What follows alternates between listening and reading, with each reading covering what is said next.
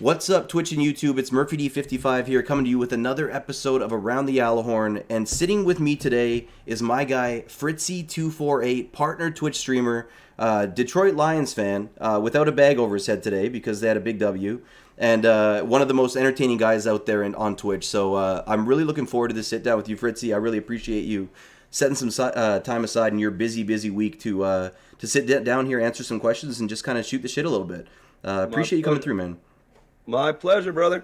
And before we kind of get into the nitty gritty and the questions that I've compiled here in my little red book over here, because my memory is about the same as a goldfish, I think we should get rid of the elephant in the room here that our teams played today. So you're a fan of which NFL franchise, Fritzy? Lions fan, unfortunately, but today, fortunately. My God, I was watching the game unfold, and it looked really bad in the first half, like down. I think it was 20-6. We could not punch it into the end zone. And then even as the Vikings crept back and took the lead, I was just like, damn, man, I really just hope that we can hold on to it. Not for playoff seeding or anything like that. I was just like, I hope Fritzy doesn't come on here gloating about how good the Lions look today against my pitiful Vikings. What do you think of the game? Dude, the thing I said to you is how I don't want to win. Like, I have zero interest in winning. Give me the first pick of the draft. Let us screw that up, and everything will be perfect from there. Yeah, I hear you, and you do you have faith in this current iteration of like the Lions front office? Are you confident that they're gonna mess up whatever the draft pick is for you guys? Yes. No. Yeah, you're ready for a change. I'm completely confident that whatever they can do to mess this up, they will. And you guys have a lot of draft picks in the next couple of years with that Stafford trade happening. You got a lot of draft capital. Where do you see, like, what, you know how they talk about you're on a 2-year plan, 3-year plan? How many years of this kind of building do you think the Lions have ahead of them before we see like playoff runs happening in the future? What do you think needs to happen? Lifetime. Lifetime. Listen, yeah, I've said this to people before, and you would only know that understand this if you are a Lions fan. Players come here optimistic, and they believe that they, just as any competitive person wants to believe, right? You want to be that guy that did that thing that nobody else could do. Yeah. The problem is what ends up happening is, if it can happen, if it's a statistical possibility, the Lions will be that 0.01%, right? So whether it be a specific kick or a this flag that didn't happen or that, or there's the first. Do you know how many times as a Lions fan I've heard, this is the first time in NFL history? Let me give you a great example. We played the Packers, and I can't remember if it was last year or the year before. It was the first time in NFL history that a team never was leading for the entirety of the game until the clock hit zeros, and they still won the game. Mason Crosby hit the last-second field goal. The clock had already run out before the ball entered the uprights, so technically speaking, there was zeros on the clock, and they were never actually winning the game, but still won the game. That's insane. So literally, it took incredible hang time for them to even break that record. It's like, do you think that there's a curse? Like, there's like the curse of the Bambino, the curse of the Billy Goat in baseball. We don't talk about curses in football, but it kind of seems like the Lions franchise is like kind of cursed a bit. It's mental, man. You're going to need... It's why I loved Matthew Stafford. I thought Matthew Stafford is, and still do think Matthew Stafford is a bit over the hill, but was an incredible quarterback. I mean, you watched him play against you guys. I'm sure you did not enjoy Stafford out on the field against you. But Stafford didn't have a big enough personality to overcome that. He had all the talent to do it, but he just didn't have the personality needed. We need somebody in there that just has that thing. You know what I mean? Yeah. If they're going to overcome the hurdles that are sitting in front of them, as a Lions quarterback. So yeah, and it's kind of like an intangible too. Like that leadership factor is not really something that shows up in the combine or whatever. It's like, there's the quiet type leaders, which I think works on a veteran team. But when you have like a young team like the Lions are looking to become, you got to have that voice that kind of inspires people. And Stafford was definitely like kind of a quiet superstar, in that he never really, people never really talked about him being like the top. Well, I'd say there were seasons where he was a top 5 quarterback. I don't think people ever talked about him being in the elite, like that upper echelon that people talk about Mahomes or like Brady or Breeze in previous years. But like, he definitely had a solid career. Newsflash to those people, Murph. all that the Lions did this offseason was replace Jared Goff and Matthew Stafford, and look what's happened. Yeah, exactly. I don't really need to say anything else. He was good for 5 to 7 wins by himself with absolutely trash talent around him. And he was good for 8 to 9, plus with some decent talent around him. The problem is we had 1 year where we were actually had the talent that we needed. We got robbed by Dallas in the playoffs, and then Ndamukong Suh, Nick Fairley, Kyle Vandenbosch, and Jason Jones, which was our entire defensive line, all left in 1 year. And then Rasheed Mathis retired, and it was like, okay, well, now we don't have a defense again. And it was just year. And then DeAndre Levy smoked peyote and walked through the mountains and decided he never wanted to play football again. So it was like, okay, well, we're done again. So here we go. Yeah, it was kind of a mass exit. It's kind of like, if we are thinking that there is a curse in place, it would probably be not putting a better team around Barry Sanders. Like, when he was there, like, probably my favorite running back of all time. And I didn't get to watch much of him. Like, I was pretty young when he was still playing, but one of the most special athletes out there. And to think that he never really had any type of, how many times did he make the playoffs in his career? Like, not many, right? Did he ever? He made the playoffs almost every year. Yeah. They just couldn't win a playoff game. Yeah. And they made the playoffs because of him. And now those old teams actually had good defenses, though. Yeah. They had the Mark Carriers, the Benny Blades, the Chris Spielmans. Yes. They had some. Robert Porsche was on those teams. They had Luther Ellis, who was a beast back then. I don't know if you know him or remember him, but that was a team. Those teams won because Barry and the defense was solid. And then when we drafted Stafford, after the Barry era, we went into like Dan Orlovsky running out of the back of the end zone era. Yeah. And then when we drafted Stafford, it became this ultimate hunt to always have some sort of beautiful offense and be the greatest show on turf reincarnated. It just never happened. Yeah, no, exactly. And it's funny, you mentioned Chris Spielman is one of those great players. Little Minnesota connection. I know his brother, Rick Spielman's the GM of the Vikings. Yep. And I honestly, for a franchise like the Vikings, who, we kind of got on the cusp the year that we hosted the Super Bowl, which was seems like a long time ago now. But we've really been kind of in a downward slope over the last few seasons. And with our whole team aging at this point, really kind of looking at maybe a full rebuild at this point with how we're middle of the pack, But I saw, we're down. Exactly, and Kirk Cousins, I don't think is the difference maker that we need to. He's not bad statistically. Like, they're saying he's going to have a passer rating of 105 yards going on 3 straight seasons. But really, they were showing his fourth quarter, when he goes into the fourth quarter losing a game in his career, he's like 2 wins, 25 losses, 1 tie. Like, he just does not come back in the fourth. If we're down, it's not happening. Again, here's the thing, Murph. Here's the dirty reality that nobody wants to tell you in the NFL. There's only very few quarterbacks that are going to ever be a Tom Brady, Russell Wilson type level, okay? Other quarterbacks win the Super Bowl. Kirk Cousins is a good enough quarterback to win a Super Bowl. The problem is the talent that's around him has to be that good. And Jimmy Garoppolo can get somebody to the Super Bowl. Kirk Cousins can get somebody to the Super Bowl. Valid point. Yeah. That's the dirty reality. It's like what I see with Stafford right now. I think Stafford's past his prime. We've watched, he's dealing with heck of a lot of injuries right now.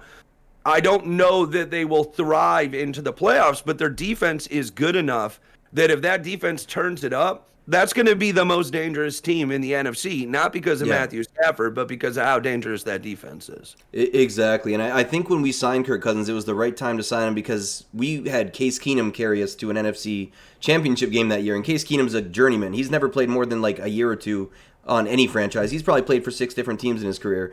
And we had a great season because our defense was so dominant. But as soon as we got Kirk, our defense instantly started to deteriorate, and that's kind of been, I think, the problem with our team. Has just been every year the defense losing a step to the point where now we can't play defense at all, as was shown by your Lions putting up 30-plus points against us today.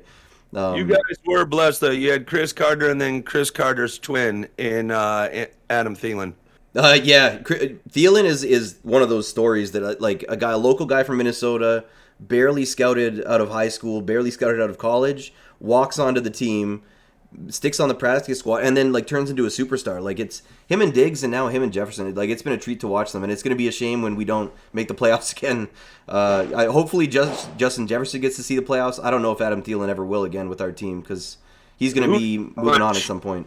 Yeah, I was gonna say, who knows how much tread he actually has left on those tires too. Oh, exactly, because he's a guy who outplays his physical capabilities, and those guys, tend to age a little bit worse. The Doug Baldwins, but alas, I'm getting depressed already thinking about my Vikings anymore. I'm not gonna think about the Vikings till next Thursday. Damn it, I only have 3 days until they play again, so at least it's a quick turnaround. But Fritzy, I wanted to talk about, because you're, a well-known personality in the Twitch community, in the Madden Twitch community, and I wanted to kind of get a little bit of a background about, where you're from, how you got into streaming in the first place. So you're from just outside Detroit, is that right? Is that where you're originally from? Yep. I am from just outside of Detroit. I lived in Florida for a couple of years. I lived on the west side of the state here in Michigan for a couple of years. But yeah, born and raised in Michigan for sure. Yeah, awesome. So college team, like, were you a Michigan State or a Michigan fan growing up, or did you have a preference? How do you decide?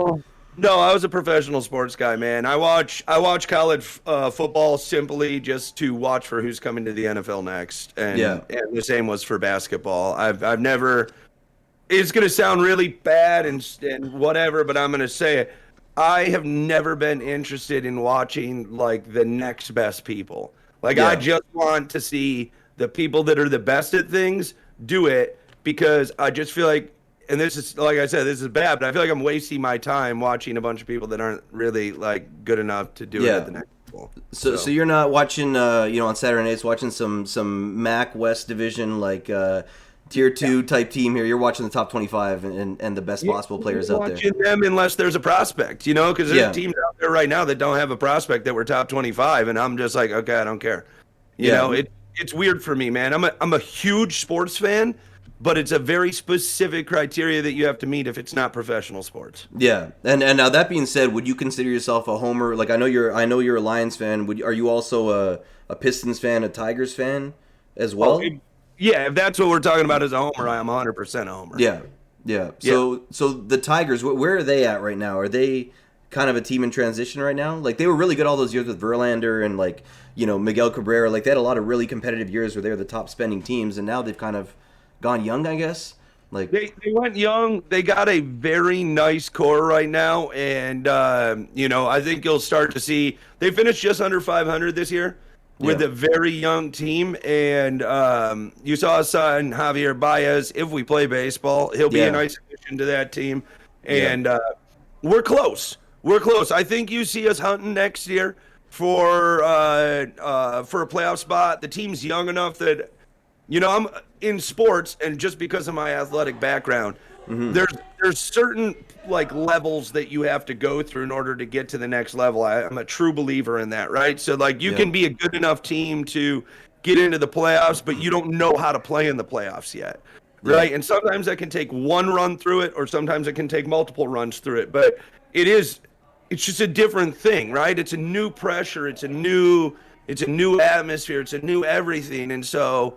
Other than once in a blue moon, most of the time that takes some adjusting for players, So I'd like to see us squeak into the playoffs. I think that would be a huge win. If we don't, I'm okay with that too. But, they're young enough that they got time. I think our average age next year is going to be like 24. And for baseball, that's incredible.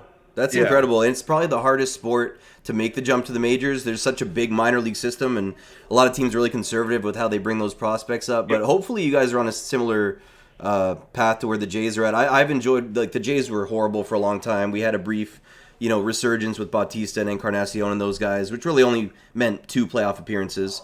And then, this rebuild's gone a little bit better. It's exciting to see young players be the best players on your team. So, because consistency is, and being able to pay these guys too on rookie scale contracts is huge. With the salaries guys are getting in baseball, it's wild.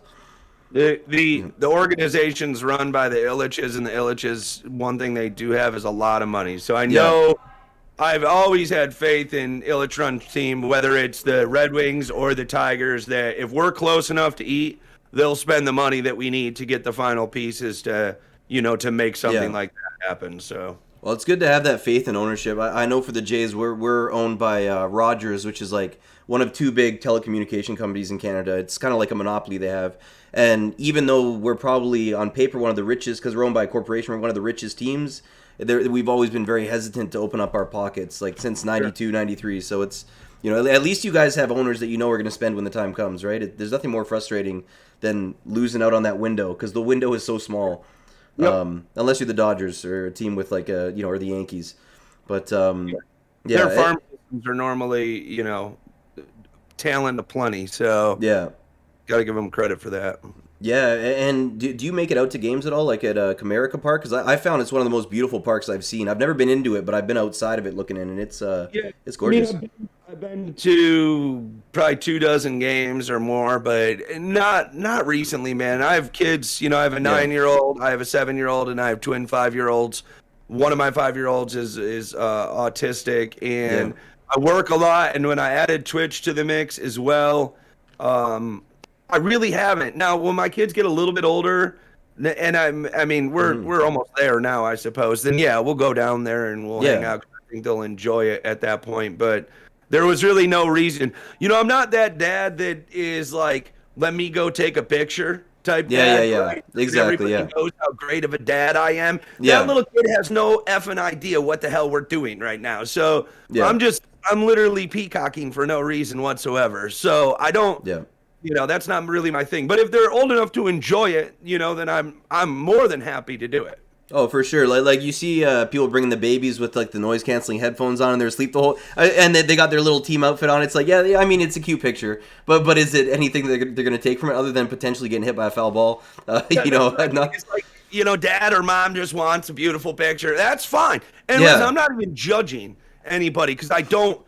Yeah. Real quickly, if you know me, you'll understand that I could care less what other people do, right? We care way too much about what one another does in this world, and we should all just mind our business, more. It's not for me, you know what I mean? So exactly. And that's so how many kids did you say that you have, Fritzy? Like what's the family like at home? You got 4? I have 4.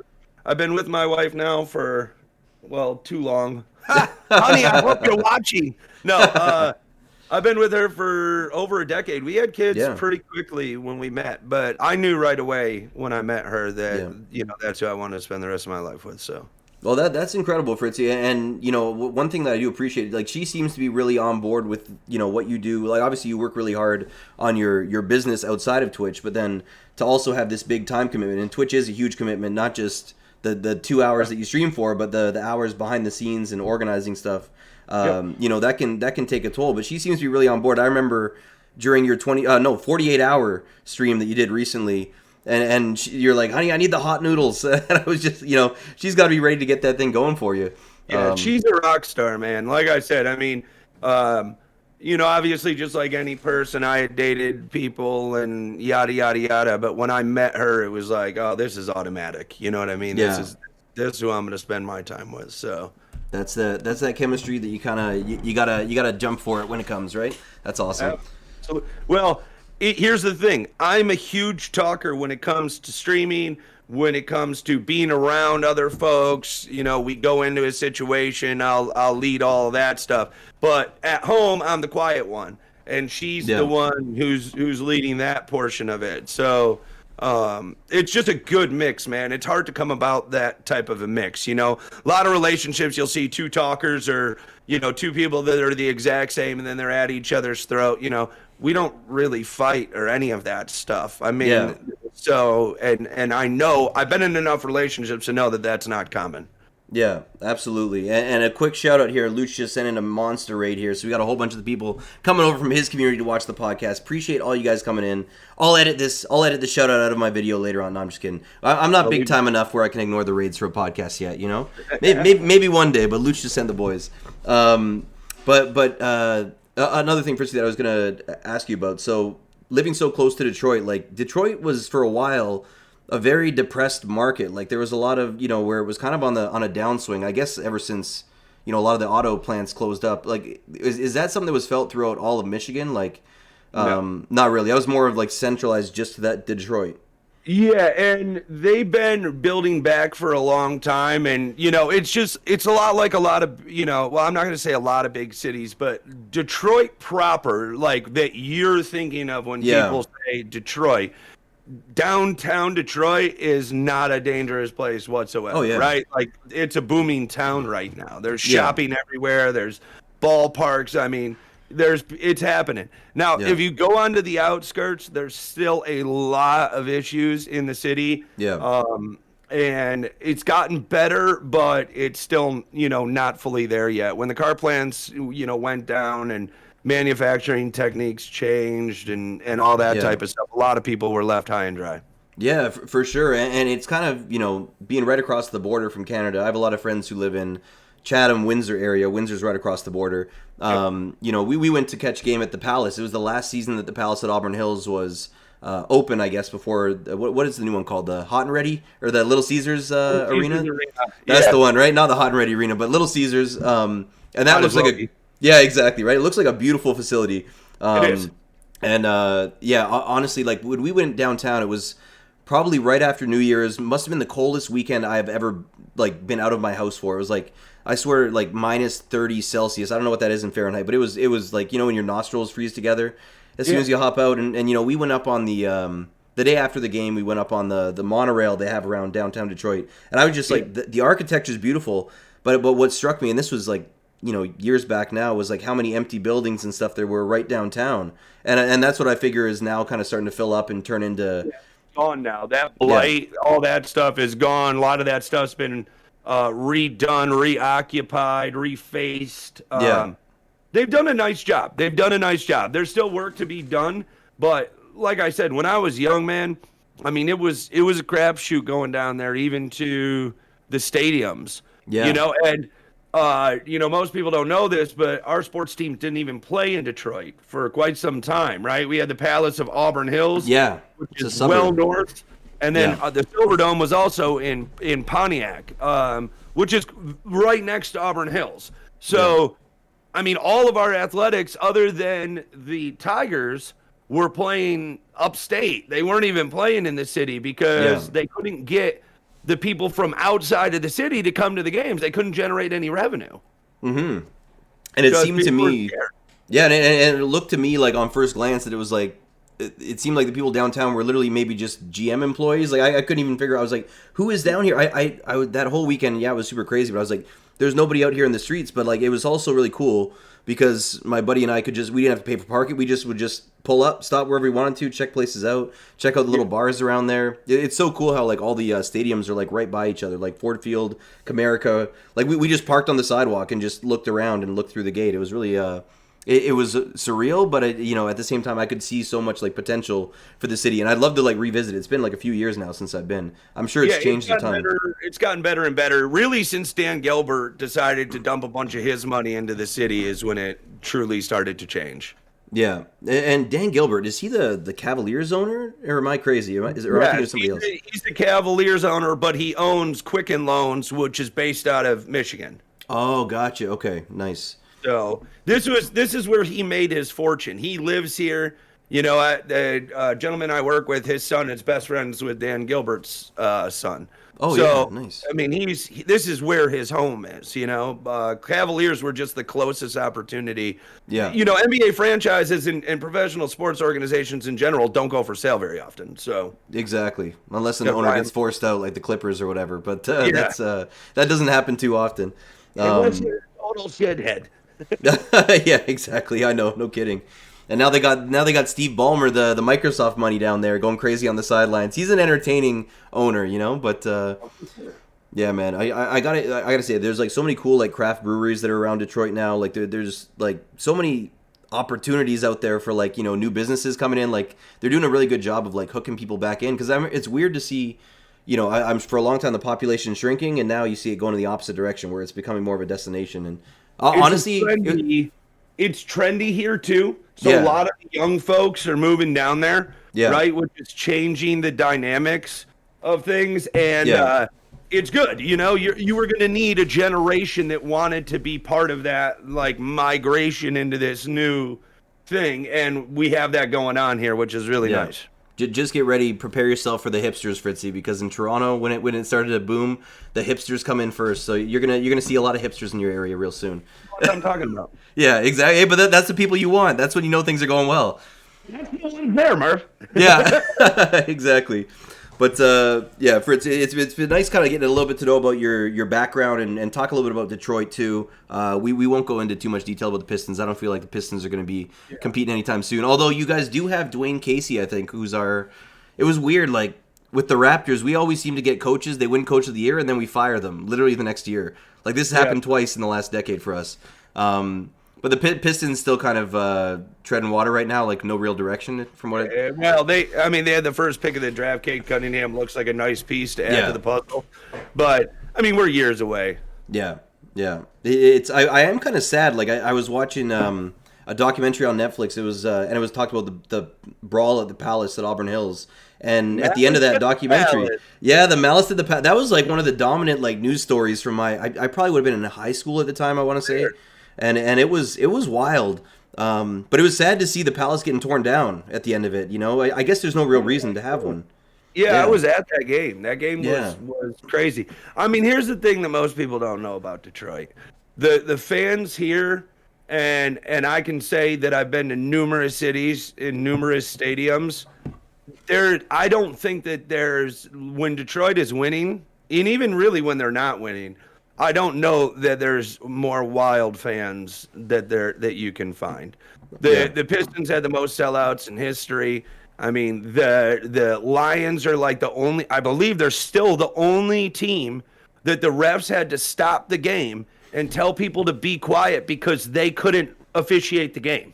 That's wild. They had to stop, which is nuts, dude. I mean, you're in the middle of a professional sports arena, and the refs are like, listen, guys, everybody be quiet. We can't do our jobs. That's wild. No, I remember like at the Palace those years when you guys had those championship teams with Tayshaun Prince, Rip Hamilton, Big Ben, that group probably fit the personality of the city perfectly. Like I've never seen a team that matches kind of the Detroit toughness as well as that Pistons team did. And they were a lot of fun to watch.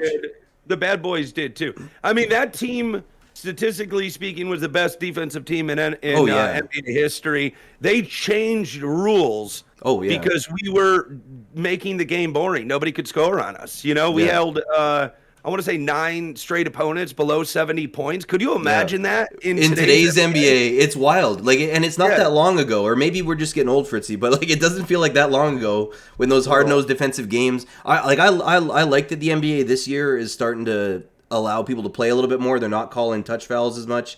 I think it's good to get defense back in the game, and maybe I'm becoming more old school, but like it's crazy to think that, you know, back in the day the Raptors would hit 100 points and you'd get a pizza slice. That was the thing, the promo. Now it's like 110 because 111 points is like the average per game. It's changed a lot. Like Steph Curry changed the game a lot. The average margin of victory in the NBA right now is like 11.5 points. It was never like that when we were younger. No, exactly.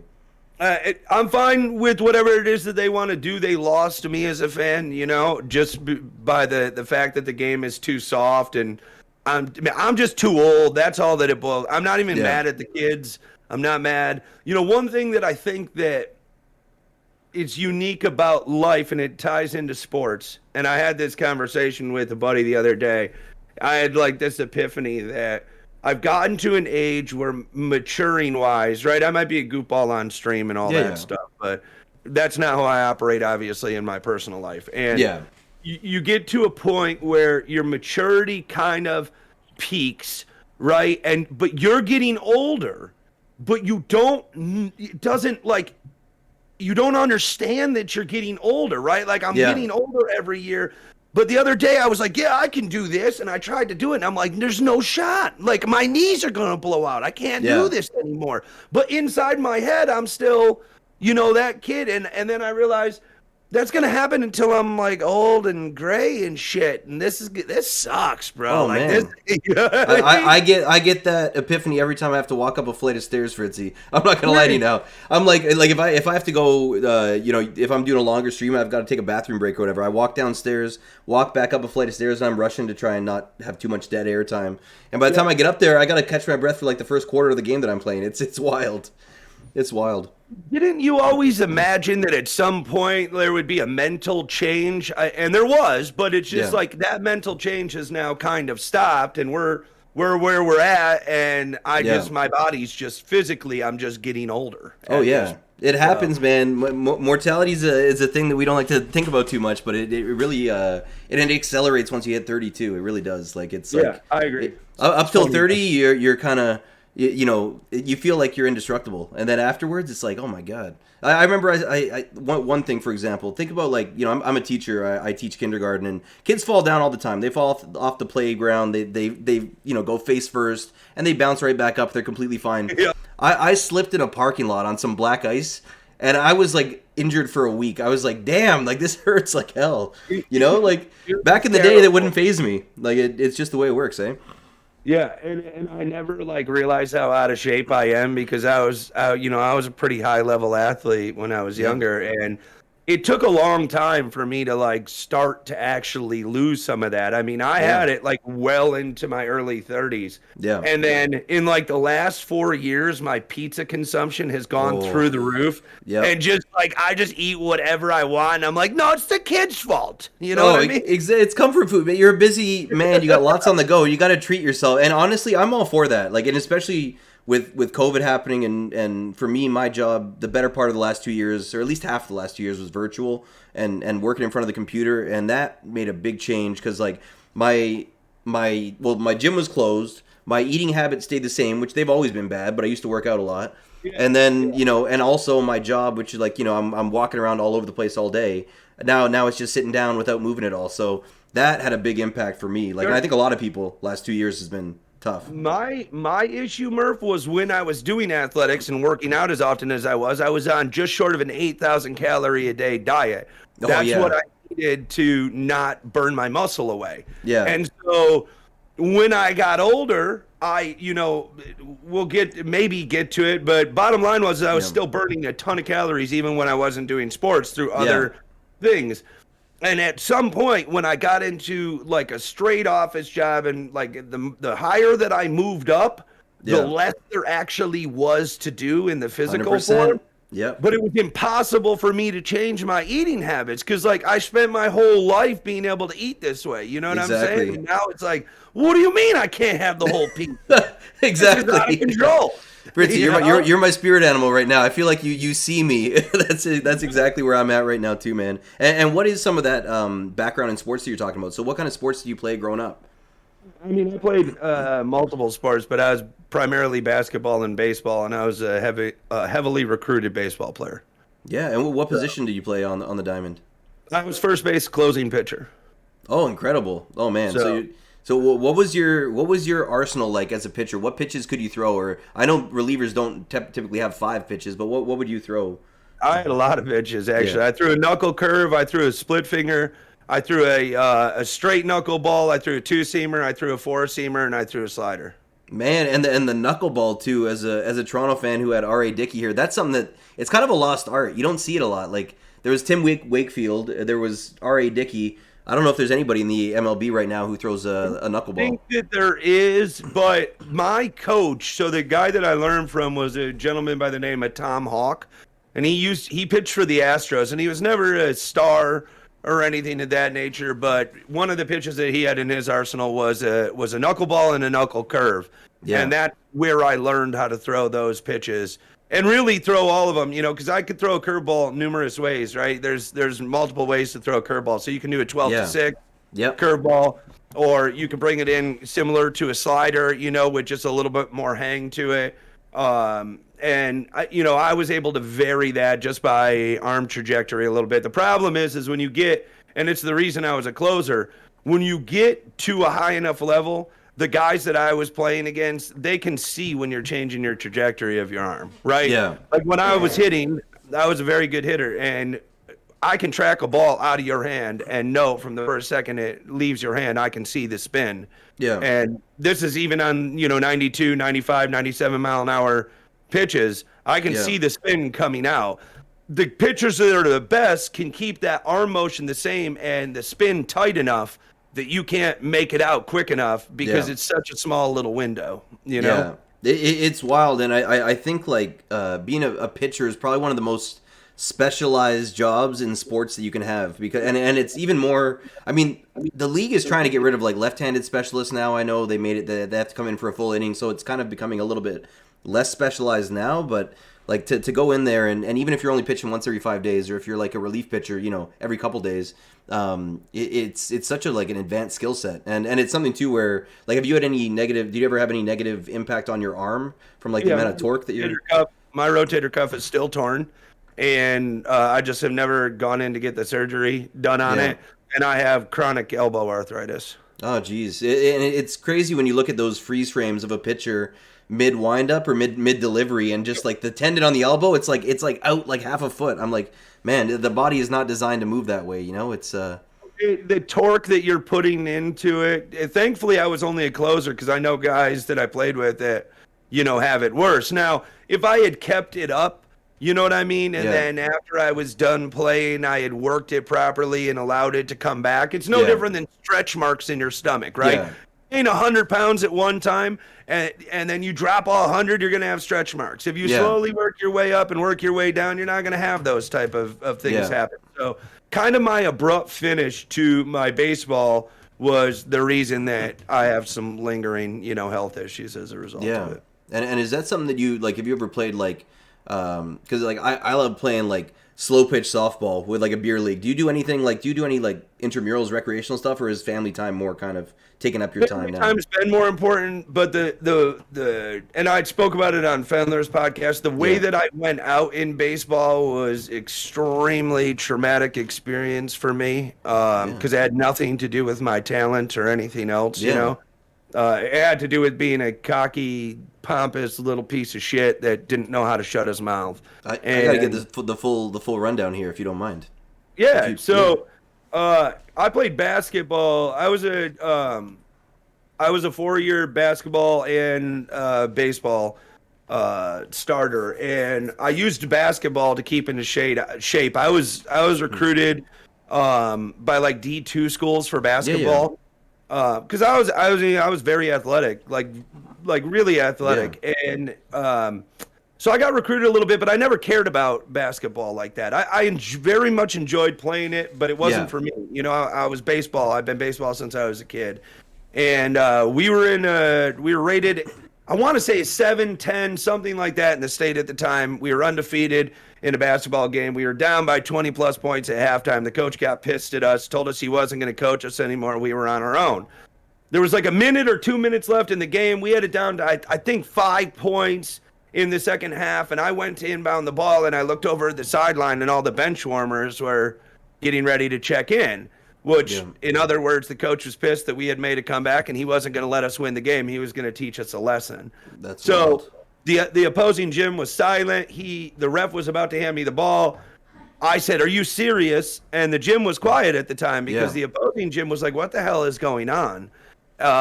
And my coach flipped out and was like, "Yeah, I'm serious. Get your ass over here." You could hear it in the gym. And I'm 6'5", and at the time 220, great shape. He's 6'7", but he's also in great shape. And as I ran towards the end of the bench, he grabbed me by the shirt, and I whipped. My whole body whipped because my dad was a coach growing up, and he told me, if something ever happens with me or with another coach, you run your ass to the end of the bench, you put your head down, and you shut the hell up and compose yourself. Yeah. So that's what I had planned to do. I knew that it wasn't right of me to say something, it was putting the coach on blast or whatever. And when he grabbed me, I lost my shit. So when we went back towards the locker room after the game, obviously, inevitably, we lost. Our bench warmers had no business being on the court. No kidding. He says, or I said to him, "If you ever touch me like that again, I'll knock you out." And he kind of shrugged it off or whatever. Well, when we got on the bus, all my friends were kind of little shitheads just like me, right? We were overly cocky, top of the food chain athlete. And they're like 2 minutes or 5 minutes, whatever the hell it was, 5 points. And I started yelling it loud, and he got up out of his seat and came and grabbed me by my shirt again, and I blasted him in the face, and he started bleeding everywhere, and the cops came and got me off the bus. They didn't press any charges on me. and he had his own situation because he touched a student to Yeah, deal no with. kidding. Yeah. But every team that was recruiting me was like in my personal life, right? Like they knew what was going on. You know, I was going to be a third round is where the Braves wanted to take me. And that's a heavy investment for a team, you know? Yeah. And so when things kind of started to appear that maybe said guy could be a shithead or a loose cannon, which I kind of was. Yeah. I was called and told that like, hey, you know, we're not gonna be able to do anything with you. If you want to have a chance, you know, get into some college ball, even if it's, you know, D2, whatever, because I had already pushed all that to the side. I was a 2.0 student because who gives a shit about school? Yeah. I'm important and I'm going to be famous and everybody else can eat shit, you know? And my whole life came crashing down instantaneously. And so from there, you know, I had some bouts with alcohol, with drugs, you know, nothing crazy hard or whatever. But I was a super depressed guy for years, man. And music brought me out of that. And I know you wanted to touch on that. We'll get to that, but it was a long road back, and there was a lot of people that helped me. It's why when I hear a lot of these stories of you know, people going through stuff, even a guy like Henry Ruggs. You know, I hear that. It's just a complete and utter tragedy, and you'll never bring back that other person, but there still is a person in there. And by all accounts, he was 100%. a really nice young kid, you know? So it hurts me, it pains me to see it because I know my story and I know what I went through. And so it's a tough rock to turn over, man. It truly is. 100%, Fritzy, and I appreciate you being so candid and opening up. And I hadn't heard that story originally from Fenn's podcast. I did watch the majority of it live, but I do appreciate you sharing that with us. And that's another thing too, where you know, I was kind of getting the same feeling about, you know, everything that's been in the news, like with these young athletes. How old is Henry Ruggs? 21. Yeah, like 22. Yeah, you know, and for you in your situation too, you're probably what, 18 at the time, maybe 17, 18 years old. Yeah, and you're still developing. Your brain is still developing. You're still, you know, maturing as it goes on. And I'm sure if you could, you know, have a crystal ball and see a week into the future, you might think differently. But at the same time, I don't necessarily think that you're wrong for an adult coming over and getting up in your face, a 6'7" adult at that, like to stand your ground. And you know, that's something that, you know, maybe it's part of being from a not quite this generation, but maybe like a half generation back. You know, that was probably much more common when you and I would have been going to high school than now. I think now, if that had happened, you know, you would if I hadn't caused the bloody mess on the bus that after happened on that bus, and the cops hadn't picked me up, and there wasn't a police report, that this might have gone differently. But you know what, Murph? It's not for everybody, but the Lord works in mysterious ways, man. And I'm blessed to have 4 kids, a very successful career at this point. I've been able to achieve the other things that I want to with a background knowledge in how I screwed everything up before. And I feel like without that event, maybe my arsenal isn't as impactful as it is now. You know, what would my story have been had I been, you know, unimpeded and gone down that road? Where would I be? I could be Henry Ruggs. Yeah. You know? Yeah. No, you're right. 100%. It's just, you know, I never question the things that happen to me. The universe works how it feels like working, and it's up to us to every day take those opportunities that are presented to us and do the best that we can, even when we think the opportunity sucks. 100%. And one of the things that comes from traumatic things, or like, you know, whether it's a positive or negative in your life, is perspective. You're gaining perspective as you get older and have these experiences, and that's a valuable thing that you really can only get, unfortunately, from going through the ups and the downs. So yeah, I do appreciate you sharing that. Yeah, I remember how many years it took me afterwards to stop being Uncle Rico. You know what I mean? I could throw the football over that mountain. You know, I was this, I was that, and at some point, I settled on the fact that I can have my future and also love my past without having it impede my present. You know, and the biggest mistake that people make, in my opinion, because I have no crystal ball and I'm not above anybody, but people spend all of their time preparing for their future and doing things to push their future down the road without realizing the fastest way to get somewhere is to do everything in front of you right now, and you'll end up down the road. You don't even have to think about it. You just do the shit that's in front of you, and you will end up at your destination. Stop spending all your time in front of you. Stop spending all your time behind you. Enjoy every fucking moment that you have the opportunity to participate in, and do it to the best of your ability. And I've lived that way since I was like 27 years old, when I finally got undepressed, and a doctor sat with me and told me, like, dude, do you ever do anything other than think about yourself? And I was like, you know what? I don't know that I do. Yeah. And he was like, well, why don't you see what you can do for others? Can you be of service to others? Is there anything you can provide? And so anytime I feel down about myself now, I think, well, like, what can I do for somebody? How can I enrich somebody else's life? And then selfishly, I get something, they get something. Everybody's feeling good. So that's incredible, and that's honestly, like, being of service to others is probably the best thing that you can do, and the thing that'll add the most value. And like you said, I love the Uncle Rico idea that it's true to think about what would have been. Like, that can be like an overwhelming thing when it seems like that's the goal, that's the trajectory your life was headed on for a long time. But then to realize that, look at what you've accomplished now. You're a business owner, Twitch partner. You've got a lot of amazing things now, and that's also like an incredible thing to be. Like that's a lot of people. We always want what somebody else has, but we got to realize our lives are pretty good. For the it doesn't mean that it doesn't have its struggles, but our lives are pretty good. Everybody has terrible days, but the unique part about humans is that we all think that we are having the worst. Yeah. And it's super hard to detach, because at the end of the day, the worst is the worst, right? So you could be a poverty-stricken guy on the side of the road, and your worst on paper might be worse than my worst. But at the end of the day, perception is reality. So your worst is still the worst, right? Yeah. And his worst is still the worst. So feeling-wise, emotion-wise, it's all the same thing. Exactly. We're dealing with the same emotions. So, staying out of that space, staying out of my head, out of that negativity is, and I'm good at it now. I really am. God, thank God I am. But when I was young, man, and after that event, it was not a pretty picture, So I have a lot of empathy for people that are going through it. Yeah. And I have a lot of empathy for people that really, have tragic events happen to them. Because like I said, this is the last I'll say about it, but Henry Ruggs that day, right? He went out and drank too much. Not a crime. We've all done it before. Yeah. Was an idiot and got into the car. And it's easy to say that you would never do it, but unfortunately he did. Yeah. And then you'll see people say, but he went 160. Well, listen, dude, without the alcohol, none of this happens, right? That's just the harsh reality of it. And the kid made a mistake that now is going to cost him, his family, his friends, the other family, their friends.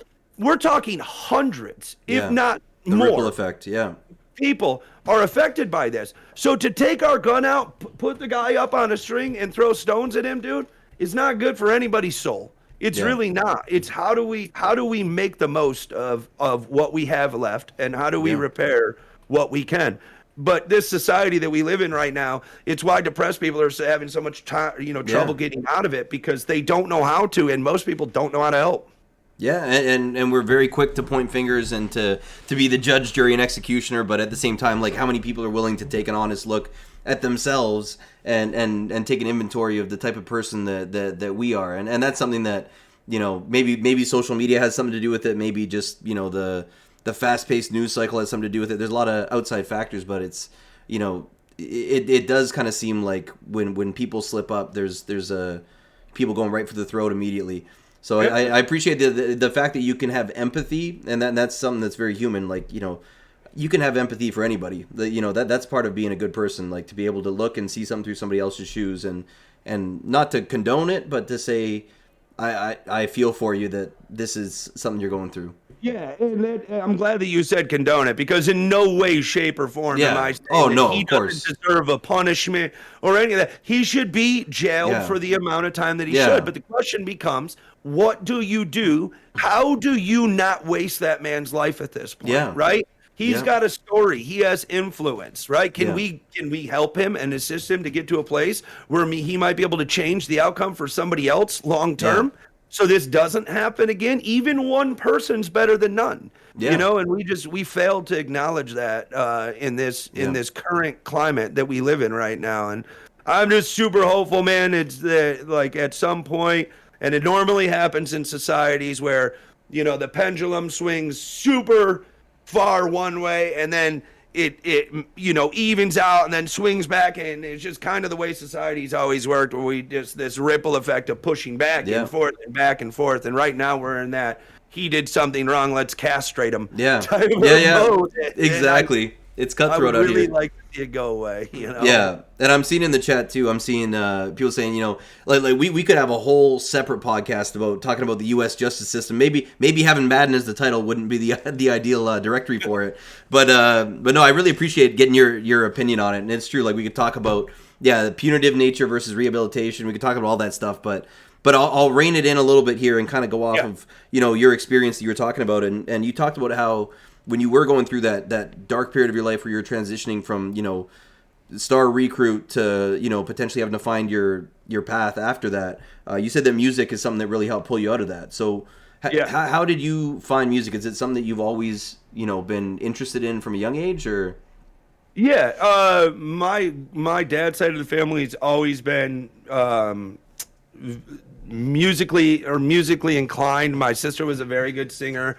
All of my uncles played instruments, and I want to say that this is the story, but it's so many years ago, Mert, that I could be, you know, I was smoking a lot of weed then too, so I could be making it up in my head. Give your version. I remember sitting on the couch thinking, like, with all the extra time that I have and no direction right now, I should try to make beats and see, you know, try my hand at this, right? Like, I feel like I could be great at this. And I bought some equipment. My brother bought some equipment. He had the same wants as I did, and we kind of hyped each other up. And I bought a sequencer, is what it was called at the time, and I can't remember what the name of the sequencer was, but it was like a $120 thing we got off eBay or whatever, and we enjoyed it. So we stepped it up, and I bought an Akai MPC 2500, and he bought an Akai 1000, and we started sampling music. And because we grew up in a household with parents that were like, there was always music on in our house, and it could go from the Eagles to rap KRS-One. Like, it could have gone across the spectrum. Jazz, we might be Celine Dion. Like, it didn't matter what it was. Luther Vandross, we'd have music on. So like, my brother and I both were like, dude, let's not do music like people are doing it now. Like, let's go back in old school sample music and make beats this way and bring back the art form. And at the time, Kanye wasn't even really making music. So like, nobody was really, he was making music, but nobody knew who he was. We sure as hell didn't. And so we started sampling music, and locally we got a lot of traction. Like, people were like, holy crap, you know, we haven't heard music like this in a long time. But we couldn't figure out how to engineer it properly. So we both went to school together, and we got what amounts to basically associate's degree, 2 years a pop in associate recording engineer, sound engineer, and producing engineer, I believe it was, or mastering engineer. I can't remember what the title on it was, but I went through school, got all those, did great, started, you know, bought more studio equipment. We started up our own company during this time, Off the Fritz Productions, and we were we had, because of my connections from baseball, and because a lot of my friends that were baseball players are from the inner city, there was a lot of rappers that wanted to make music and had nowhere to go. So when we opened our studio, we started allowing them all in for X amount of dollars per track, and you know, X amount more to master it, and it became a nice business. At that point, my brother started off after, you know, when we were doing that, he started working at the Bass Brothers studio, who is the guys that are responsible for Eminem. So then I went in there and started assisting in an engineer capacity, and we were able to meet guys like Obi Trice and, you know, kind of get D12 members and whatnot. Kind of get into that circle a little bit. at that point, I had moved away from my brother a little bit and was working with a group of artists called the Street Runners, who then got, locked up. Yeah. Most of them did, and ended up settling on one gentleman who I worked with pretty much exclusively, whose stuff's all over iTunes at this point, named Mac Lou. While this is all going on, I ended up meeting my wife, and let's just say music industry is not the cleanest of industries. When no kidding.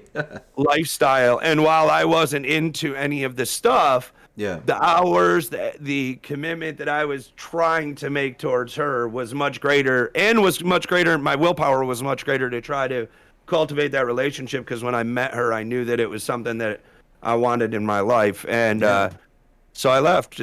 But it was a nice, I enjoyed music thoroughly.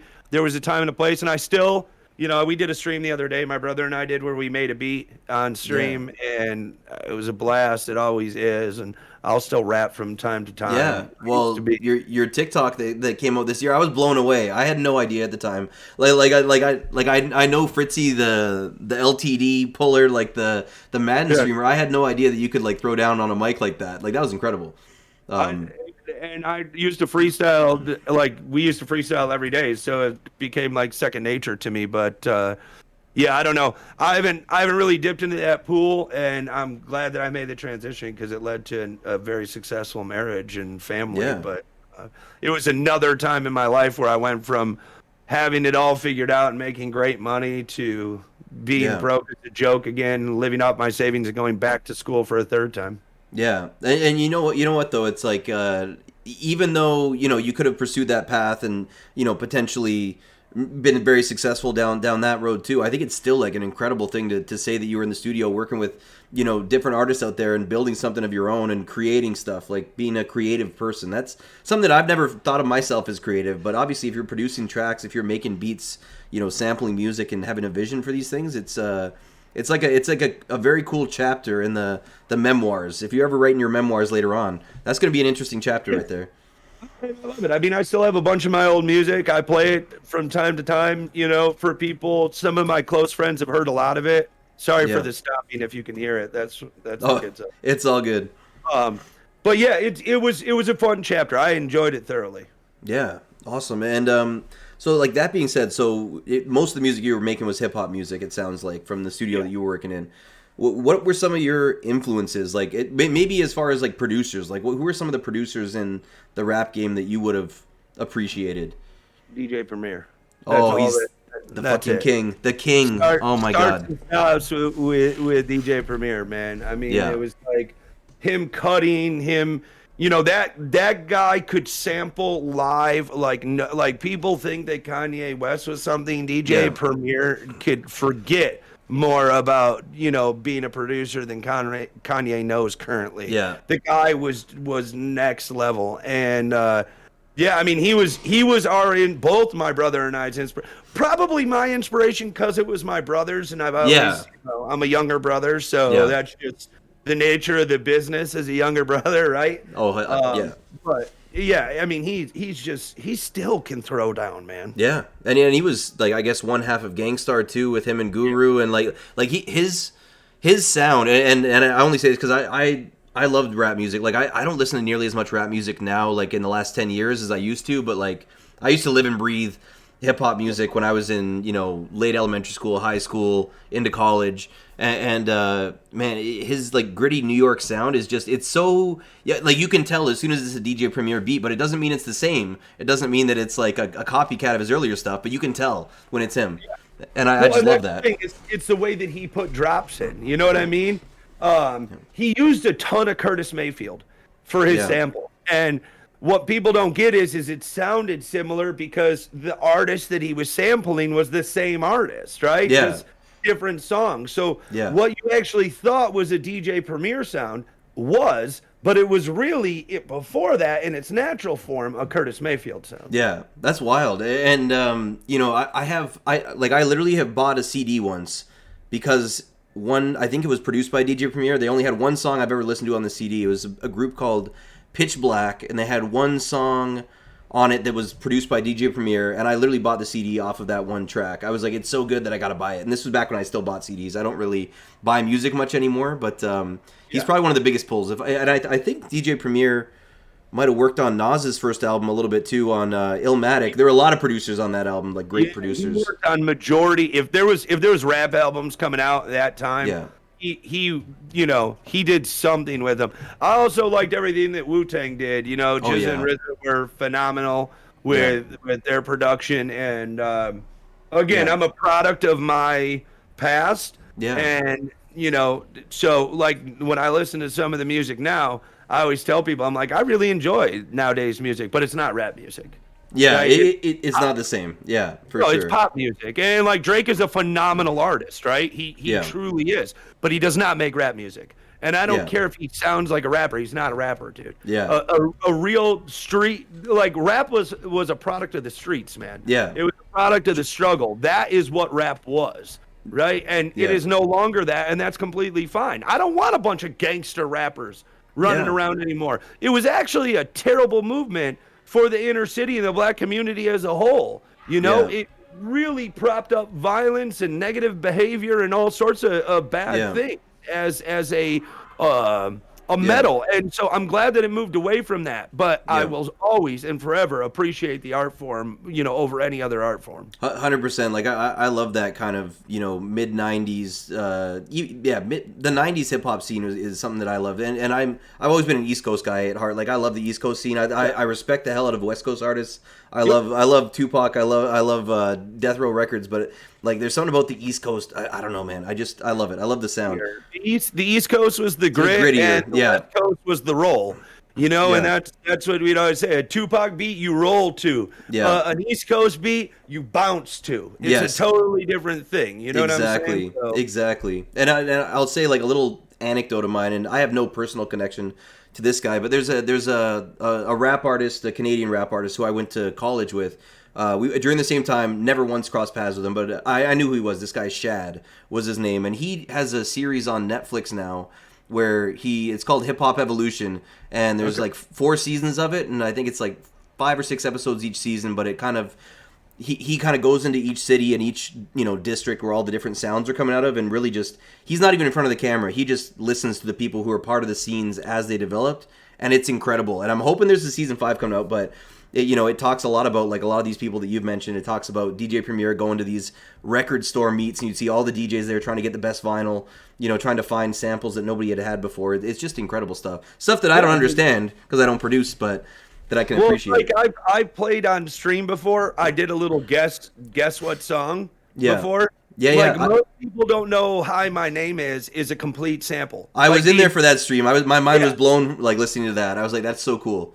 Yeah, there's so many of them, man. Like I can go down just so many. Like most of the stuff P. Diddy did, almost everything was sampled from some sort of vinyl. Oh yeah. So yeah, it's cool. They've moved away from that because paying for the rights to get samples is expensive, right? It's not cheap. So that's why you got people that are sitting on synthesizers now, and the synths are so good that you would think somebody's really playing an instrument, but they're obviously they're not. Oh yeah, absolutely. I think one of these groups that I talked about was who recorded with Organized Noise.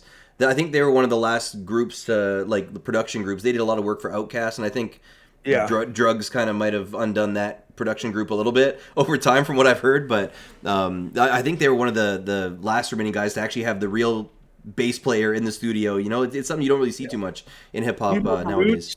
Do you know the Roots? I know that. Sadly, I'm one of the guys who knows the Roots because Questlove is always on like one of the late night shows. Like I know.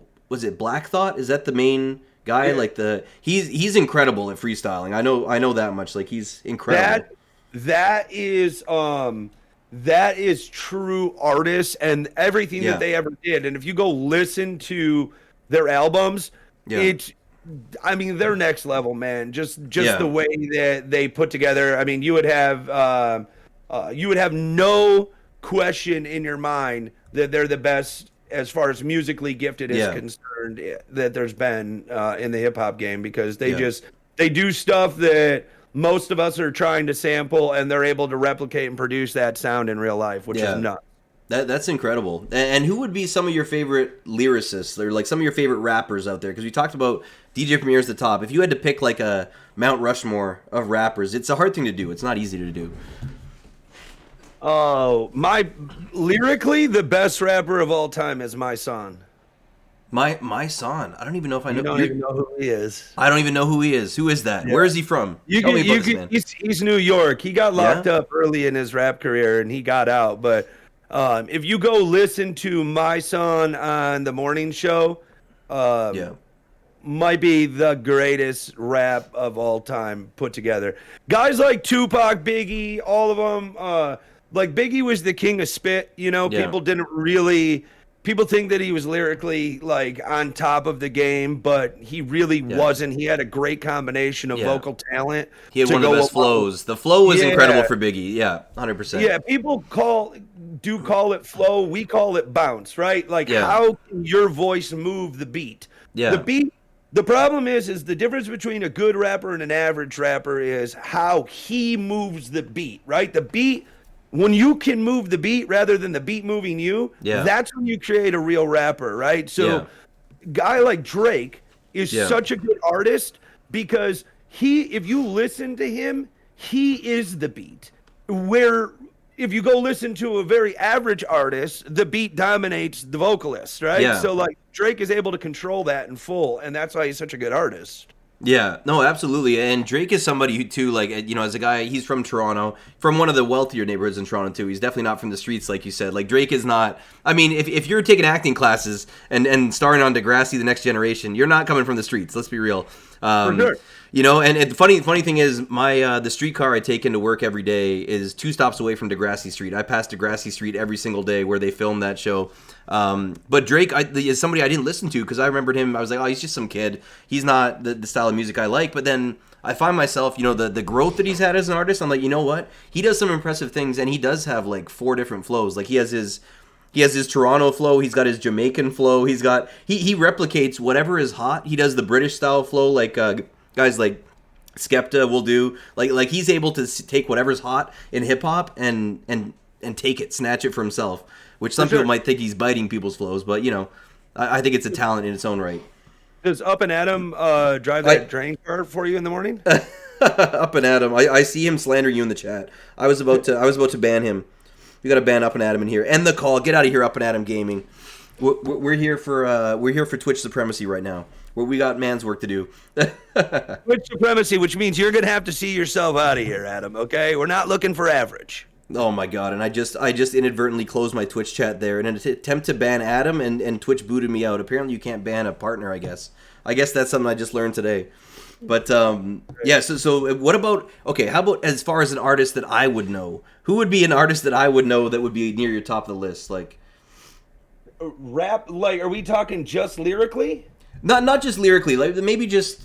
I just like talking rap with you. You seem like so knowledgeable. I feel like I could sit down for an afternoon with you and just talk about rap music. I'd say Jadakiss sits towards the top of sits towards the top of my list. I think musically, Bone Thugs was incredible. Not lyrically, but musically, right? The harmonizing. Well, have you seen?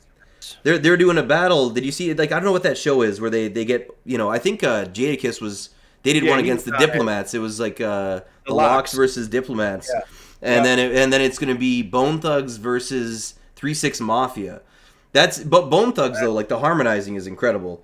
Yeah, like that's gonna be quick work. I thought Nas was a great artist. You know, Tupac was a good artist, but Tupac was a combination of electrifying beats and pure heart and soul. Yes, lyrically speaking, Tupac said the same thing a lot, man.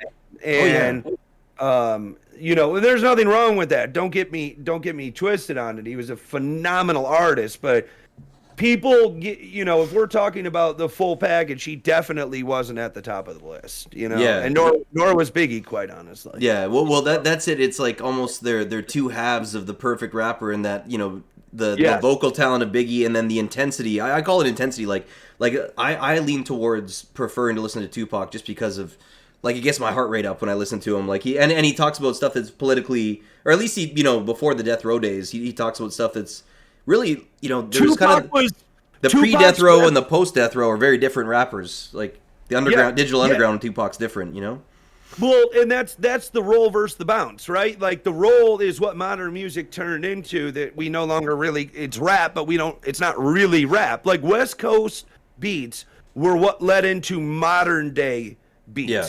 East Coast did not. East Coast was heavily sampled bounce music, man. It was shit that you listened to on the street corner.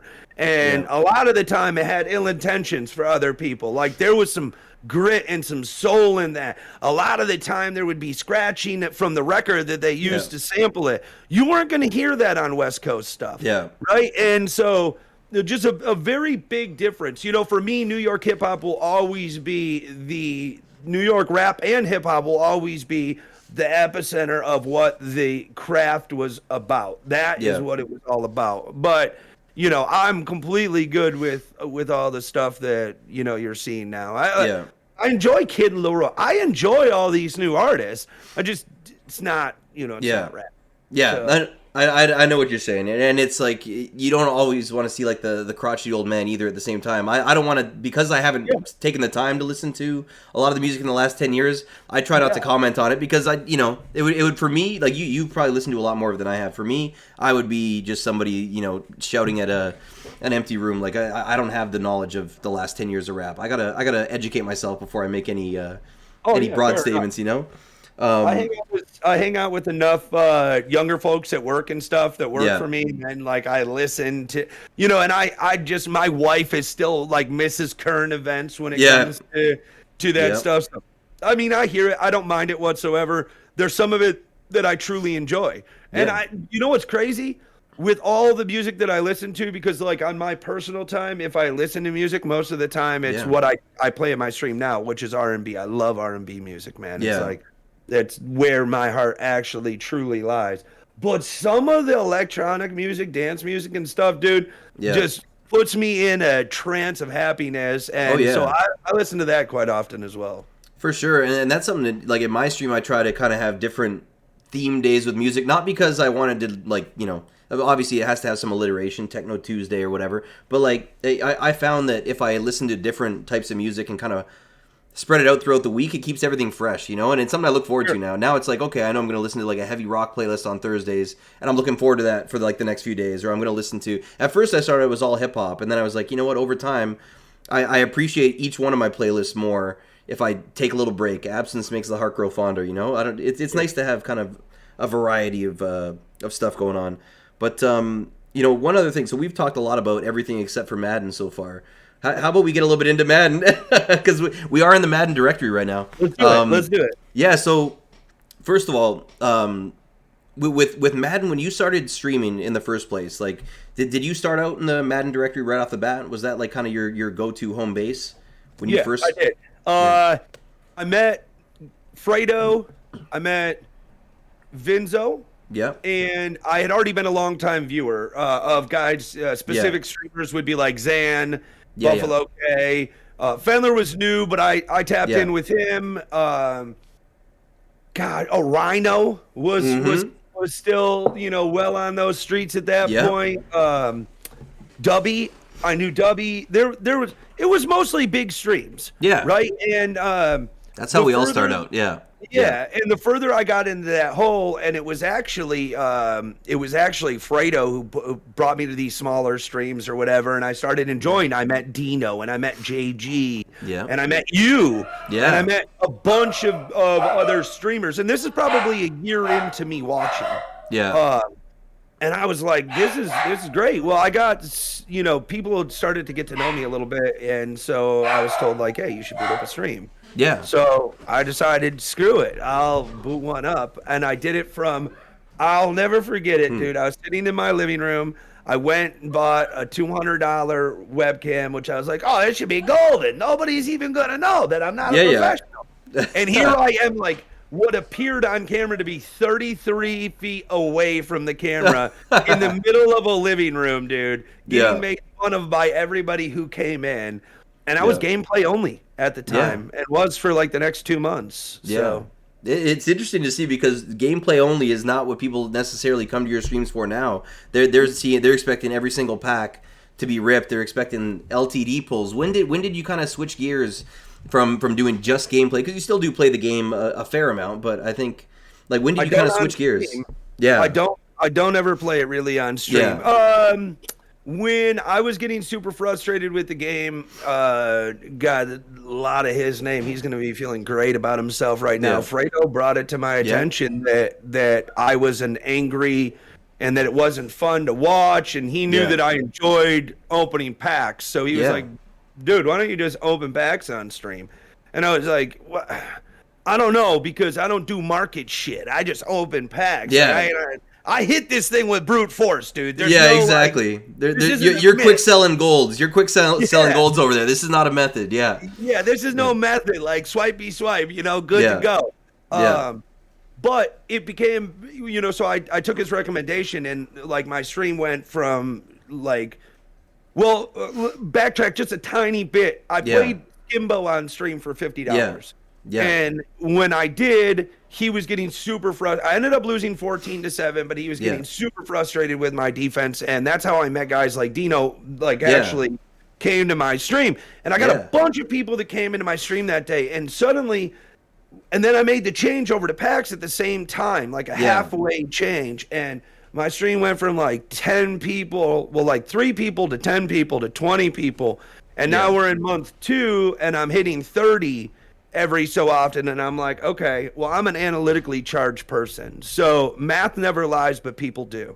So I would keep my phone up next to me, and I'd have my stream up, and then I'd keep doing my and I would constantly click my phone, and I still do it to this day to see what the room looks like. Right, are we growing, are we shrinking? Because it's a great indication of if people are enjoying what's happening or not. And so when something was shrinking, like I would turn on a game and I'd lose viewers. But I would go back to packs and I'd start gaining viewers. And eventually I'm like, dude, whatever. I like doing this better. And I can basically be a just chatting stream. So exactly. Thank God I have the resources to be able to do this. So let me go ahead and do it. And the next thing you know, I was at 40 and 50. And I kind of got stuck at like 75, 80 people as my average. Which is around the numbers you need to get that partner. Yeah. Yeah, but I was fluctuating. Like, a day would go off the books that would put me above 75, but then a day would go on the books that would take me below 75. And so, like, I remember one time during my subathon that I actually could have clicked the button, and I didn't click the button, and the next day the button wasn't available again. Oh, God. And that's a nightmare right there. Yeah. Yeah. So when that happened, I was like, what can I do to the Madden game is dying? What can I do to energize people? I have 40 million coins right now at the time, and I had like 790,000 training, and the training variety was out. And I'm like, dude, I am pulling golden tickets like hand over fist right now. Yeah. Why? If I get banned, I get banned. But let's turn my stream into a carnival. Like let's just start giving people these golden tickets. So I called Pretty Boy Kids, who had a huge stack of golden tickets. I'm like, yo, can you cover the PlayStation side for me too? And he's like, yeah, I got you. And I'm like, okay, cool. I'll throw you some cash. That way you don't feel like you're out, money. Help me out with these things. And I built this entire like carnival style stream where like there was something for everybody. Well, then golden tickets started to dry up. Like nobody wanted them anymore. So I'm like, what the hell do we do now? So I'm like right at the edge. I've applied for partner, and that's when I introduced the wheel and put the little pink slit on it. Yes, incredible. This whole little shenanigan, right? There was really no big prizes on the initial wheel. It was very small, right? But there was a little pink slit. And so I made that my comedic, thing. And dude, my numbers just kept popping up. I was very nervous coming into this year to see like, hey, did I truly grow, fans and audience, or was this a giveaway situation? Yeah. And I knew it was going to take a little bit to gain traction, being that it was my first year starting in the Madden directory. Like, everybody's back. Skimbo's back, Dubby's, everybody's back, man. Yep. And I'm going to be fighting for a little sliver of this. And after about a month or two in, I started, taking hold, and now, we're averaging like 120, 127 people and doing great. And So it's real growth that's sustainable because it's true. Like you said, there's always seasons for the smaller streamers, and I'd put myself in that category. There's always the up and down seasons. Most feared drop weekend, great weekend for everybody. For me, I know my busy time is going to come, in March when the game's dead and all the big guys go to play MLB The Show. I know that's when I kind of feast a little bit. So to see that steady increase and then to be able to maintain that is a huge thing. And part of it, Murph, is that I do something that nobody else really does, which is like I open way more bundles and way more packs, and I'm rolling 6 million and get a golds, and it's like, there's a bunch of streamers, and I won't put their names out there, but that are spinning slots for $1,000 a spin, right? Yeah. And they have 30,000 people in there watching it, but then they go play Apex and they have 7,000 people.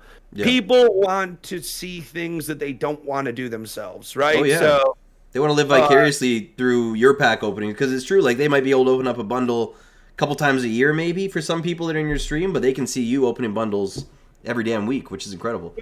And I have been blessed that I've had a lot of very supportive people in my stream, so my pack opening is covered by my chat. Yeah, I haven't had a month where it hasn't been thus far, and I do well enough for myself in my IRL that like this is never going to be. So I kind of wash that, and whatever I have left, I always give back into the community and stuff via gifted subs and supporting other streamers and things of that nature. So Twitch has never really been a money grab or anything like that for me. Yeah. The more that I get, the more I can do for others, and that's kind of where I leave it, and I enjoy doing that. It, like I said, it makes me feel good to be able to help other people out. Well, 100%, and one example of that, so going back to when you get that partner push, first of all, the Bare Knuckle Network, starting that up as a way to, like, who were the people that you kind of brought on board with that stream team when you started out? It was me, JB's, Dino, Fredo, and Clap. Yeah. And to be able to bring those guys on and kind of use your partner platform to kind of help grow their channels too, like that's another way to give back too. There was some hindrance in there. I will say this, and you're a member of the council just as I am. Bare Knuckle Network is my family, my initial family on Twitch. Yeah. They always will be. And there's and I put a lot more of my resources recently into helping, those guys. There's a lot of small streamers in there. There's 30 people in there. And when I went over and started doing the council, I kind of, that's one of my biggest regrets. I kind of left some of them out kind of hanging to dry a little bit to some extent. So I've tried to balance myself and to remember where I came from, 100%. Because it's super important to remember where you came from on this place. And so that's my, I love everybody from both groups. Don't get me wrong. Everybody's been very good to me. And how I feel about everybody, obviously, in the council. And it's a big part of me as well. But the Bare Knuckles was, I wasn't always friends with everybody that's in the council. And it wasn't always peaches and cream. And so, it's cool how Twitch works, right? It really is. Yeah. Develop these friendships over time, and your community gets bigger, and we share with one another. And I've enjoyed the ride, man. It's been a really, really fun, enjoyable ride. And as a father of 4 who doesn't drink, I don't smoke, I don't do anything. Yeah. It's the one time I can come on and just kind of be silly for 2 hours and be a jackass, if you may, and then I sign off and we go back to real life, but it's a nice little reprieve in my normal days. So. Absolutely, and at the same time, while being able to make legitimate friendships out of people that you've maybe never met in person. Like for the majority, you probably haven't met in person, some guys in the council or the Bare Knuckle Network, but it is kind of crazy, like the power of this platform to connect people. And finding it in the midst of COVID, where as I did and as you did as well, it's it's weird to think about where I would be at without Twitch. It's weird because it seems like you've streamed so much longer than me, but you really, I mean, I'm going to be a year like in mid to late January. Yeah. And you were such a, like, in my world, you were like a household name, if that makes sense. In our small little Madden community, we're big fish or what do you call it? Big fish in a small pond, I guess. I don't know. I know what you mean. 100%. Yeah. And truth be told, Murph, and most streamers don't know this, okay? Yeah. You're literally sitting in the top 0.02% of all of Twitch.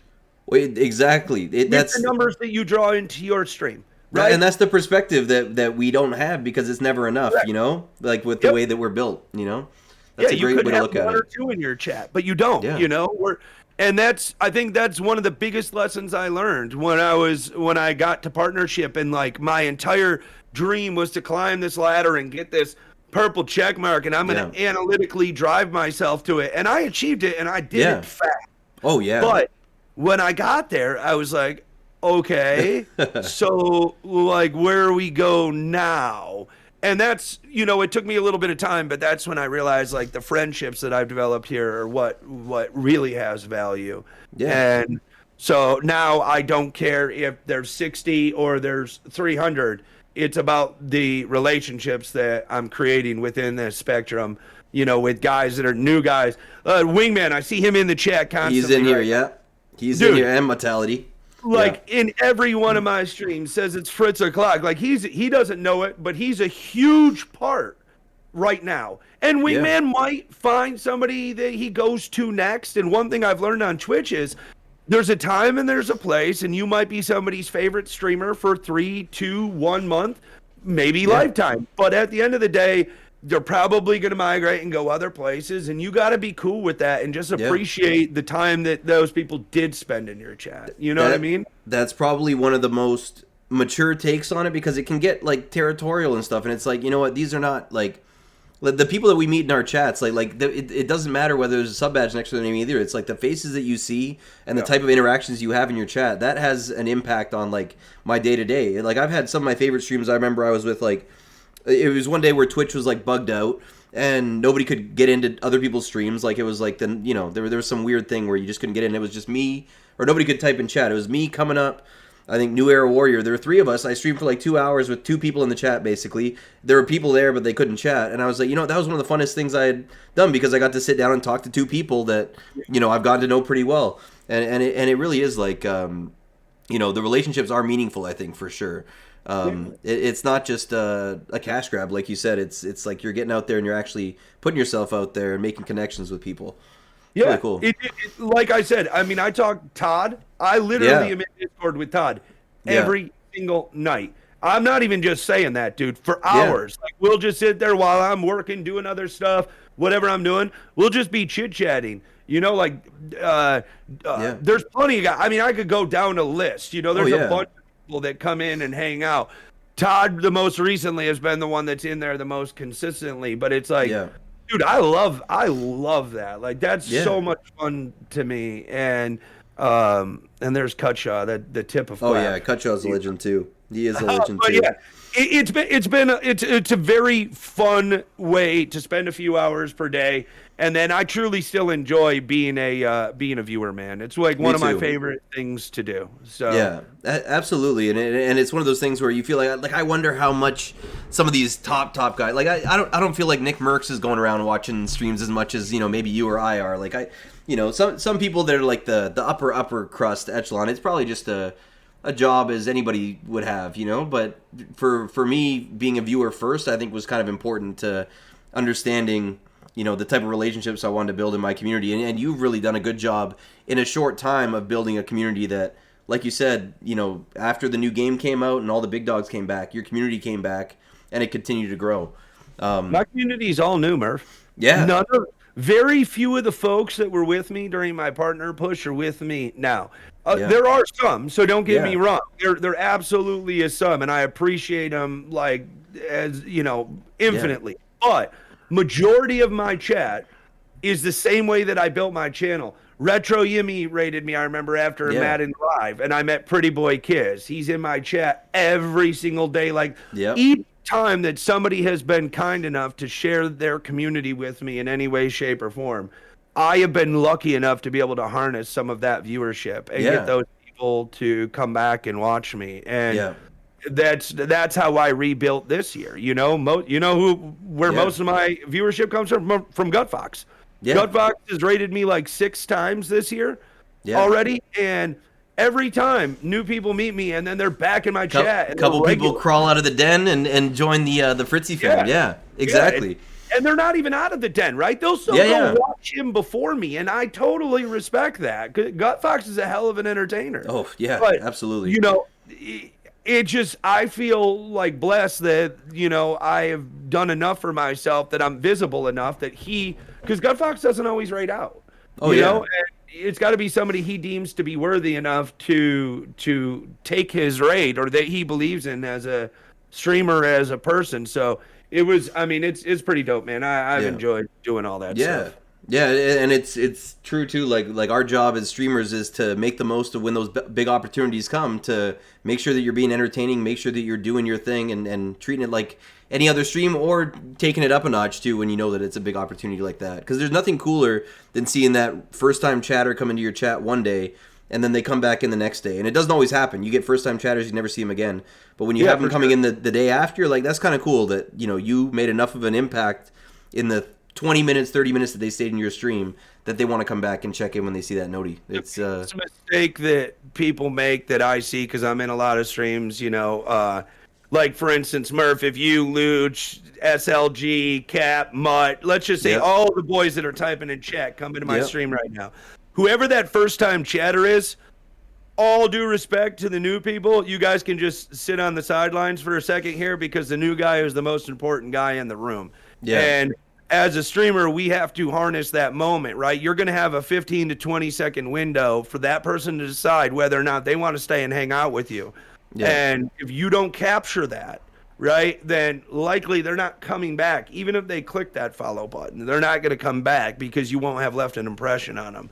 Yeah. So I go a little wild when I get a new person in my chat and try to interact with them as heavily as possible, so that, you know, I can harness them long term. Well, and that's good advice for people who are out there, you know, looking to start streaming. The stream started off before I even pulled you up on the Discord. Somebody was asking about getting started with streaming. Somebody who had never been in my chat before, which, you know, hopefully they're listening still and getting that little bit of wisdom. What would you say if you had to give one piece of advice to, like, that, you know, that kid who's out there, or that person who's out there looking to kind of get their feet wet in Twitch? What's the one thing you would recommend for having success starting out streaming? As far as actually being a streamer? Yeah, as far as being a streamer, yeah. Be the streamer you want to watch. Yeah, that's a great...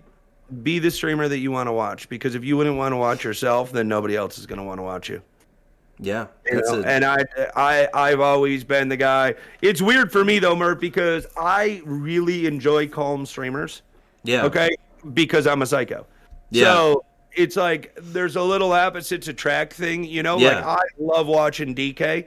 Oh, yeah. Because DK's very calm, you know, and cerebral and all of those things. And I like watching Skim, and, you know, I enjoy that type of a stream. I enjoy both, but, you know, if on a normal day, you know, if it's not a friend that I'm watching, because I have a lot of friends in Twitch, so I watch them, you know, but if I'm not watching one of them, it's going to be one of those types of streamers. And so, you know, for me, that's kind of be the guy that you would like to be able to watch, or at least be smart enough to know, like, hey, I know that this is a thing that people will want to see, right? Yeah. Like, you can't just boot up the game and start playing and then expect that people are going to show up in droves if they're not, right? Yeah. Like, that's just not how Twitch works. Yeah, 100%, and it's true. And there's different, you know, sometimes you want a different type of stream for a different type of day. If you're feeling like you want to be entertained, you might go to a Johnny Clapp stream, you know, like, and I'll always be checking out his stream, and it's like the energy is through the roof and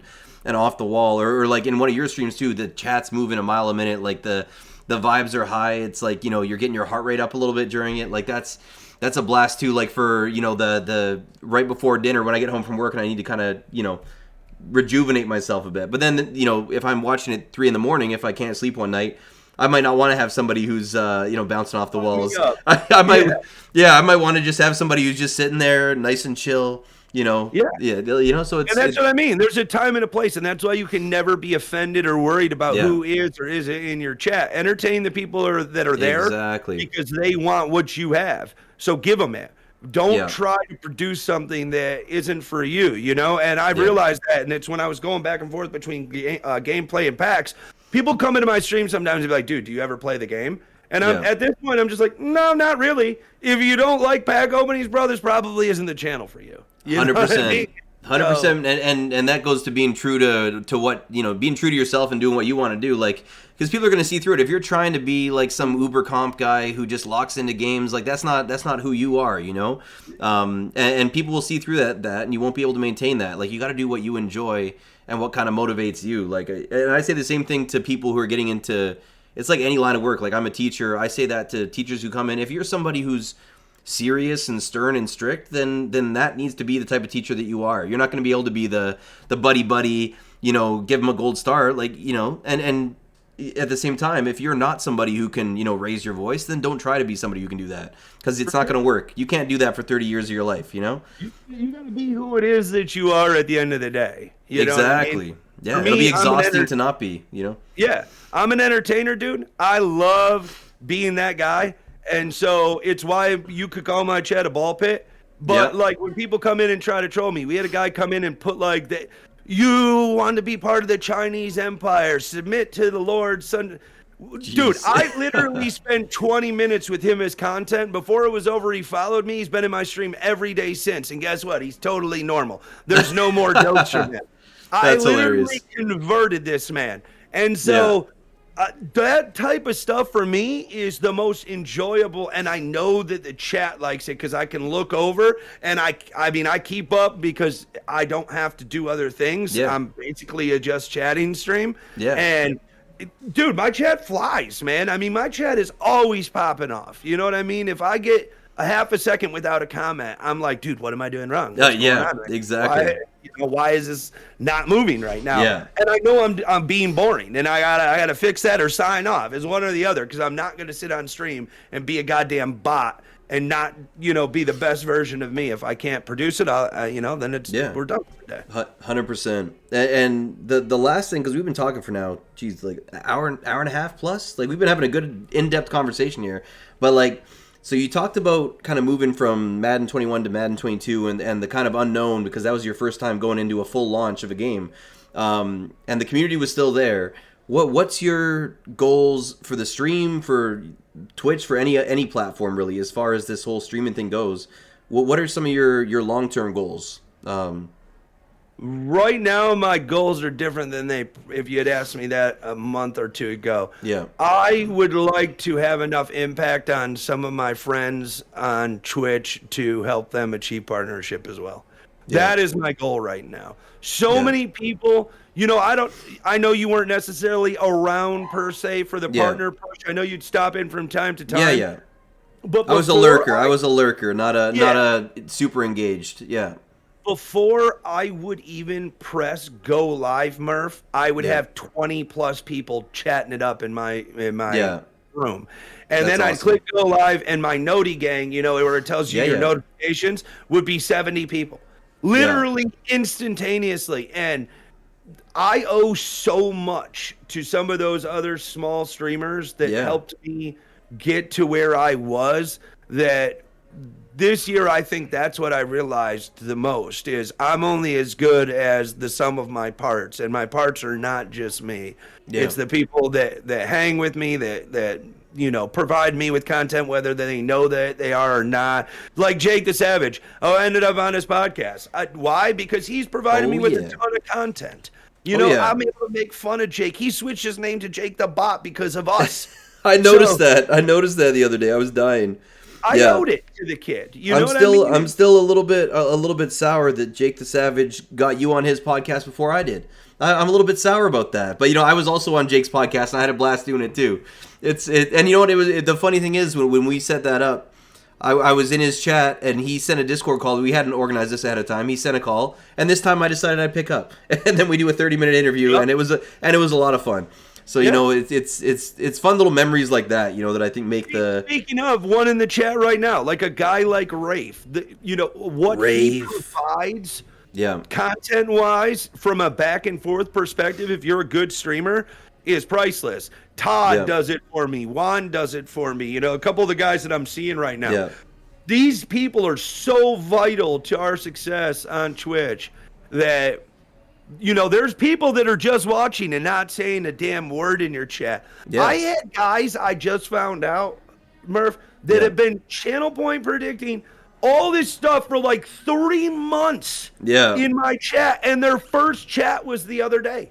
That's wild. Because sometimes you don't want to. Yeah, like I'm guilty of that too. I'll be in chats and I'll be engaged in a chat and watching, and I just might not. I'm like, oh god, I can't type right now. I'm just exhausted. I just want to enjoy it and be a fly on the wall kind of thing. So I totally get that. That's wild though. Be a good enough streamer that somebody can not be watching your stream, but have you in their ear and be entertained. Exactly. If you can do that, then you're winning. If you can't do that, then you're probably not going to make it on this platform. Yeah, exactly. It's like almost, you could almost take every stream and make it into a podcast if you were to just isolate that audio. You don't want to have a lot of dead air, It's kind of a death sentence. It's what you're doing with that time, right? Like it's how you're messing with shenanigans, like everything if you're a gameplay guy, breaking down what you're doing, Yeah. And all these things matter, as far as being successful on this platform. It's not just friendship. It's not just entertainment. It's a big old combination of all of it. Fendler's a great example of what you can do when you're building both a community and a stream at the same time. There's a lot I took from him. There was things I took from Buffalo K. Yeah.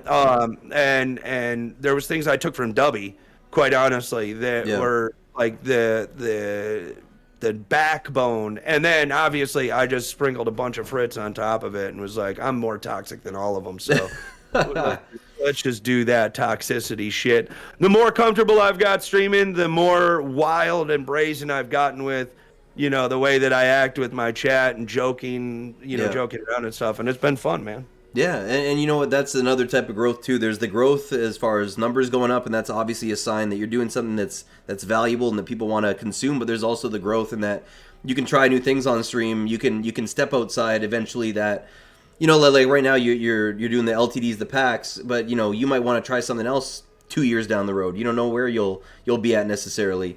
Do you have any kind of aspirations outside of the Madden directory at some point for your stream? I never really had aspirations of being in the Madden directory. Yeah, it just kind of happened. I mean, my content really has very little to do with Madden. You know what I mean?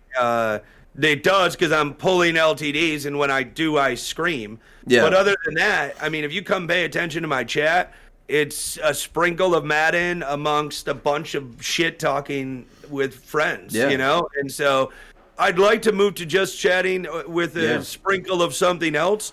But I've been doing this long enough now and watched the metrics long enough to know exactly what my plan is moving forward, and we'll get there. But I have some checks to knock out first. And like I said, my most important thing, my biggest impact that I can have on my fellows right now is to stay in this directory. So I'm going to do so until I see a few of these guys show up purple. And once they show up purple, then, we'll venture down that road. But I got time, man. You're a year and a half, 2 years in. I'm a year in. Like, I'm a baby in this game, We're in the infancy. So we're in the toddler. Well, I might be a toddler right now. We're infants at this point. There's so much room for growth at this point. Tons of room and tons of time. So, yeah. Well, Fritzy, I know that. Fritz, I know that with the type of person you are, you got a good head on your shoulders. You're incredibly intelligent, and you've made these great connections, not just through your stream teams that you're a part of, but also just the people that are in your chat every day. I know that you're going to achieve these goals, and I know that your community is going to come along for the ride with you, whether you end up streaming Legend of Zelda or whether you end up doing just chatting or whatever it is. Just keep doing what you're doing, and you're going to be an absolute success on this platform, man. I really appreciate you coming in and doing this sit down. I feel like I learned a whole lot in the last couple hours we've been sitting down. I appreciate you having me on, man. It's always good to have the opportunity to come on. I know that we share a lot of the same community, but I always appreciate the opportunity to chat it up with a friend, if nothing else. Absolutely, man. I feel like, hopefully this is just the first of many conversations, because honestly, you are a treat to talk to, my friend. I would love to pick your brain. I could honestly go for another 3 hours if it wasn't for my voice and my sinuses killing me right now. And I feel like my voice kind of held up. I was not expecting it because you carried the weight. Yeah. No tissue out or anything, bro. Nothing, man.